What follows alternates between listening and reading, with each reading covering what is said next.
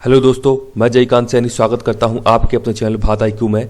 हम डिस्कस कर रहे हैं राजस्थान पत्रिका एंड दैनिक भास्कर 4 जनवरी। तो बने रहिए इस वीडियो में अंत तक। This lot to know and lot to discuss. तो आइए शुरू करते हैं आज का डिस्कशन स्टार्ट करने से पहले मैं आपको एक बात बताना चाहूँगा कि मैंने टेलीग्राम पे अपना एक ग्रुप बनाया हुआ है भारत IQ के नाम से।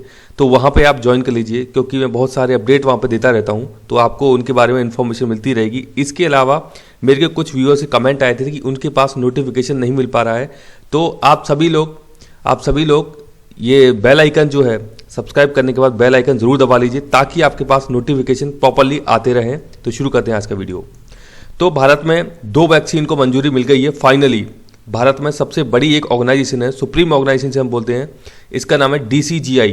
तो DCGI का फुल फॉर्म है drug controller general of India. Bharat में किसी भी प्रकार की ड्रग, कोई भी वैक्सीन है, तो उसके लिए फाइनल सुप्रीम बॉडी है ये drug controller general of India. मुझे ये बताइए कमेंट बॉक्स में किस मिनिस्ट्री के तहत आती है ये ऑर्गेनाइजेशन। तो इसके हेड हैं वेणुगोपाल जी सोमानी, नाम याद रखिएगा, इंपॉर्टेंट बन जाता है। तो 2 वैक्सीन कौन कौन सी आपको पता ही होगा, कोविशील्ड और कोवैक्सीन, इन दोनों को मंजूरी मिल गई है। तो बस इनका भी यूज स्टार्ट हो जाएगा देश के अंदर, तो अच्छी बात है, कोरोना से निजात मिलेगी बहुत ही जल्दी। तो देखते हैं आगे घटनाक्रम क्या होते हैं इसके संबंध में। पेज नंबर पर बहुत ही इंपॉर्टेंट न्यूज है, पत्रिका समूह के सृजनात्मक साहित्य पुरस्कार घोषित किए गए हैं। तो इंपॉर्टेंट पुरस्कार है ये, तो यहाँ पे आप देखिएगा, नोट कर लीजिएगा इनको। 2020 के हैं ये सृजनात्मक साहित्य पुरस्कार। तो इसमें कहानी की जो श्रेणी है उसमें पहला पुरस्कार मिला है सीकर के संदीप मील को, नाम याद रखिएगा। कहानी में पहला पुरस्कार किसको मिला है? सीकर के संदीप मील को। किसके लिए? ये है इनका जो इनकी रचना है, इसका नाम है जानना अभी बाकी है, नाम याद रखिएगा। आपको 2 3 चीज़ें यहाँ पे याद रखनी है। कहानी में पुरस्कार मिला है सीकर के संदीप मील को, जानना अभी बाकी है, ये इनकी कृति है। दूसरा है कविता।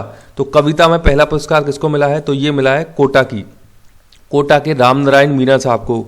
का से कविता और का से कोटा याद रखिएगा। तो कविता श्रेणी में मिला है कोटा के रामनारायण मीणा को। इनकी कृति है स्त्रियां और रंग। तो रामनारायण मीणा के लिए यहाँ पे हलदर का प्रयोग भी किया गया है। तो ये दोनों ही नाम इंपॉर्टेंट है, नोट जरूर कर लीजिएगा, पूछे जा सकते हैं एग्जाम्स के अंदर, क्योंकि साहित्य संबंधी ये चीजें हैं तो इंपॉर्टेंट बन जाती हैं। पेज नंबर पे बात की जा रही है, ये बात की जा रही है मानसागर झील की। यहाँ पे तो जयपुर पहुंचा है बर्ड फ्लू। मानसागर में 15 कौए मृत पाए गए हैं यहाँ पे। तो बर्ड फ्लू की आशंका बताई जा रही है, कल भी मैंने आपको बताया था यहाँ पे।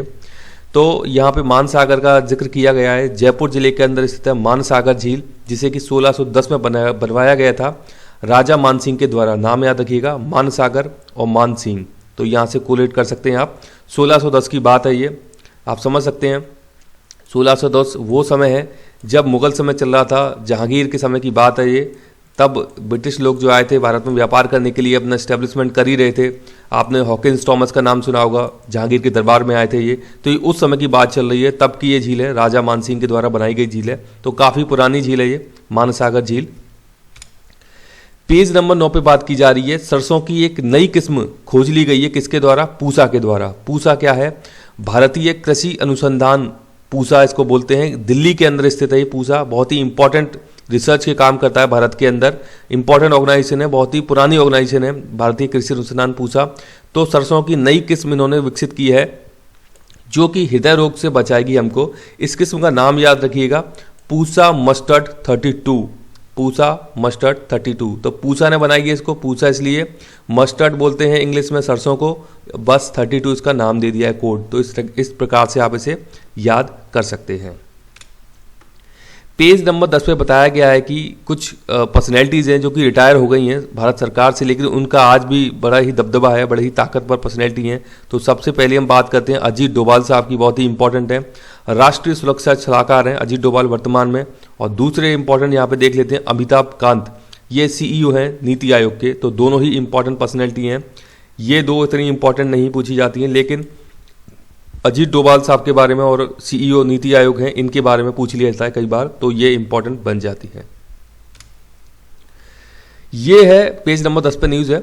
तो ये बात की जा रही है, चीन का एक मिशन है, चीनी मिशन है, इसका नाम है तियानवेन-1। तो तियानवेन-1 नाम याद रखिएगा, सबसे इंपॉर्टेंट तो ये है, चीन का मंगल अन्वेषण मिशन है। ये कहाँ पे जाने वाला है? तियानवेन-1 ये मंगल मिशन है चीन का, यानी कि मंगल पर चीन ने भेजा है तियानवे-1। तो इसके बारे में पूछा जा सकता है। तो अंतरिक्ष एजेंसी ने ऐसा बताया है कि ये अभी लॉन्च हो गया है। यहाँ पे आप देख सकते हैं ये इस प्रकार का ये मिशन है। ये मंगल के आसपास घूम रहा है, तो मंगल तक लैंड कर जाएगा। ये बताया जा रहा है कि काफ़ी दिन हो गए इसको, 163 दिनों से अंतरिक्ष में सफ़र कर रहा है ये मिशन, मतलब ट्रैवल कर रहा है अंतरिक्ष के अंदर। तियानवे-1 इसका नाम है। तो थोड़ी सी और इन्फॉर्मेशन देख लेते हैं। ये आप देख सकते हैं सन है यहाँ पे, सबसे पहला ग्रह है मरकरी, उसके बाद वीनस, फिर अर्थ और फिर मार्स। यहाँ की बात चल रही है। तो मंगल ग्रह पे भेजा हुआ है तियानवे-1 मिशन। इसके बाद Jupiter, Saturn, Uranus, Neptune. Asteroid belt कहाँ पाई जाती है ये आपको मैं बता ही चुका हूँ कई बार। यहाँ पे पाई जाती है एस्ट्रॉइड बेल्ट, और क्यूपर बेल्ट यहाँ पे पाई जाती है नेपच्यून के बाद में। सबसे बड़ा ग्रह है जुपिटर मिशन, जुपिटर जो प्लेनेट है सबसे बड़ा है यहाँ पे। और ये आप देख सकते हैं सबसे गर्म कौन सा पूछा जाए तो मरकरी ग्रह है सबसे गर्म। कारण इसका क्या है, सूर्य के सबसे नज़दीक है। तो याद रखिएगा मरकरी ग्रह सबसे गर्म ग्रह है यहाँ पे, मरकरी ग्रह जो है। और इनर प्लेनेट्स भी कई बार पूछे जाते हैं। तो इनर प्लेनेट्स वो प्लेनेट्स हैं, 4 प्लेनेट्स जो कि सूर्य के सबसे नज़दीक हैं। तो आप देख सकते हैं ये इनर प्लेनेट का ग्रुप है यहाँ पे, एस्ट्रॉइड बेल्ट से ये वाली साइड जो है, और एस्ट्रॉइड बेल्ट के बाद वाली साइड को बोलते हैं आउटर प्लेनेट्स। तो ये आपको आइडिया होना चाहिए। पेज नंबर 10 पे बात की जा रही है ईस्ट वेस्ट मेट्रो प्रोजेक्ट। बहुत ही मतलब एक अच्छा प्रोजेक्ट है भारत के लिए। मतलब इस प्रकार की तकनीक का इस्तेमाल करते हुए भारत के अंदर पहली बार ऐसा होगा कि पहले ये प्रोजेक्ट आप याद रखिएगा, ईस्ट वेस्ट मेट्रो प्रोजेक्ट ये है हुगली नदी पर, यानी कि पश्चिम बंगाल में आती है हुगली नदी, वहाँ पे ये प्रोजेक्ट है। तो इसके तहत होगा क्या, देश की पहली मेट्रो होगी जो कि पानी के अंदर दौड़ेगी। तो ये बड़ी ही मतलब एक ख्याति वाली बात हो जाएगी भारत के लिए कि भारत ने भी इस प्रकार के डेवलपमेंट किए हैं कि पानी के अंदर हमारी मेट्रो दौड़ेगी। तो ये ईस्ट वेस्ट मेट्रो प्रोजेक्ट है जिसके तहत पानी के अंदर हम अपनी मेट्रो को दौड़ाएंगे। हुगली नदी पर इसको बनाया जा रहा है। तो इसके बारे में आइडिया होना चाहिए। तो बताया जा रहा है कि 2021 के अंत तक ये प्रारंभ हो जाएगा, ये जो इस प्रकार की मेट्रो डेवलप की जा रही है। ये न्यूज़ है देश भर में कुछ श्रेष्ठ सांसद चुने गए हैं। तो वहाँ पे राजस्थान से भी एक सांसद का नाम आता है। तो इनका नाम है, सांसद है हनुमान बेनीवाल साहब। तो राजस्थान से कौन से सांसद चुने गए हैं श्रेष्ठ सांसद में, हनुमान बेनीवाल, इनका नाम आपको पता होना चाहिए। आरएलपी पार्टी से हैं ये हनुमान बेनीवाल साहब। इनको कर्म योद्धा के रूप में जगह मिली है। तो ये कुछ इंपॉर्टेंट चीज़ें हैं, तो इनके बारे में आपको आइडिया होना चाहिए।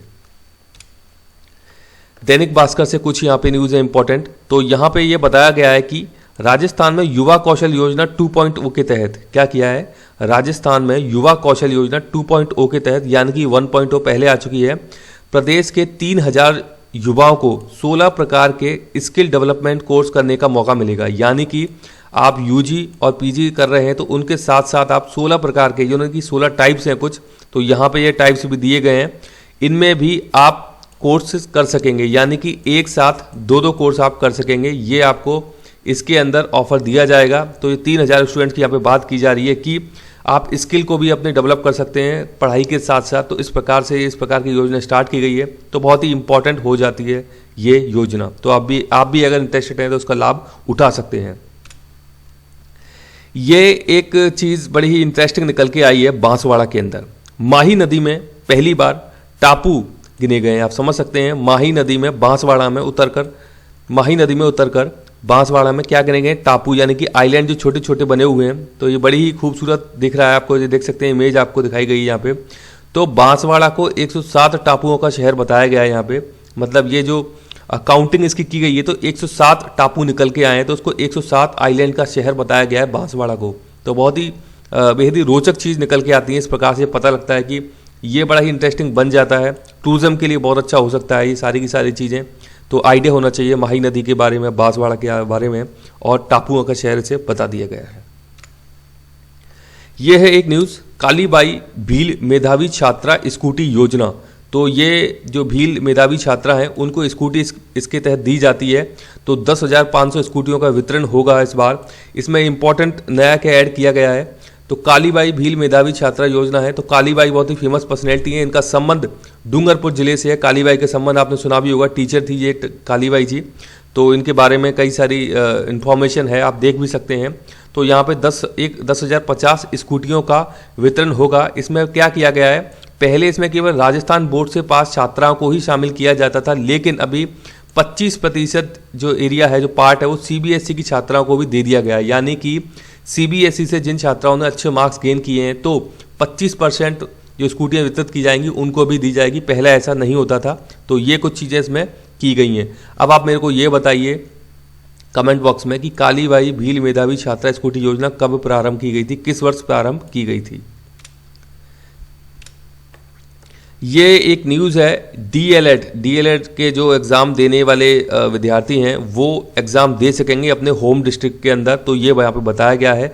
एडमिट कार्ड जारी हो गए हैं। 7 जनवरी से ये परीक्षा शुरू होगी। तो ये अच्छी खबर है, क्योंकि कोरोना का दौर चल रहा है। तो अपने घर पर रहकर आप अपने होम डिस्ट्रिक्ट में ही मतलब अपना एग्ज़ाम दे सकते हैं। आपको कहीं बाहर नहीं जाना पड़ेगा, आपका समय की भी बचत होगी। तो ये एक अच्छी इन्फॉर्मेशन है। तो आप जो भी आप जो भी इस एग्ज़ाम को दे रहे हैं तो आपको इसके बारे में आइडिया होना चाहिए। ये एक न्यूज़ है कि केंद्र सरकार बीईएमएल में 26% की हिस्सेदारी बेचेगी, यानी कि डिसइन्वेस्टमेंट करने वाली है केंद्र सरकार। तो केंद्र सरकार 26% की हिस्सेदारी बेचेगी। इससे क्या होगा कि उसे कुछ पैसा मिल जाएगा केंद्र सरकार को। इसका मतलब यही होता है कि इसने अपना 26% शेयर किसी को बेच देना है, तो इससे सरकार को थोड़ा पैसा मिल जाएगा। इसको डिसइन्वेस्टमेंट बोलते हैं हम। तो बीईएमएल बहुत ही इंपॉर्टेंट एक ऑर्गेनाइजेशन है। इसका नाम है भारत अर्थ मूवर्स लिमिटेड। बंगलौर के अंदर ये स्थित है। एक पीएसयू यानी पब्लिक सेक्टर अंडरटेकिंग है। ये बहुत ही प्रॉफिटेबल ऑर्गेनाइजेशन है भारत अर्थ मूवर्स लिमिटेड। ये भारत में हैवी जो भी व्हीकल्स हैं उनको बनाने का काम करती है। तो इंपॉर्टेंट ऑर्गेनाइजेशन है, इसके बारे में आपको आइडिया होना चाहिए। तो मुझे आशा है कि वीडियो आपको अच्छा लगा होगा। यदि वीडियो अच्छा लगा है तो जल्द से लाइक करें, शेयर करें, सब्सक्राइब करें, ताकि और भी लोग इस प्रकार की वीडियो का फायदा उठा सकें। आप मुझे अपने सुझाव कमेंट बॉक्स में या मुझे ईमेल भी कर सकते हैं। इसी के साथ धन्यवाद। मिलते हैं अगली वीडियो में।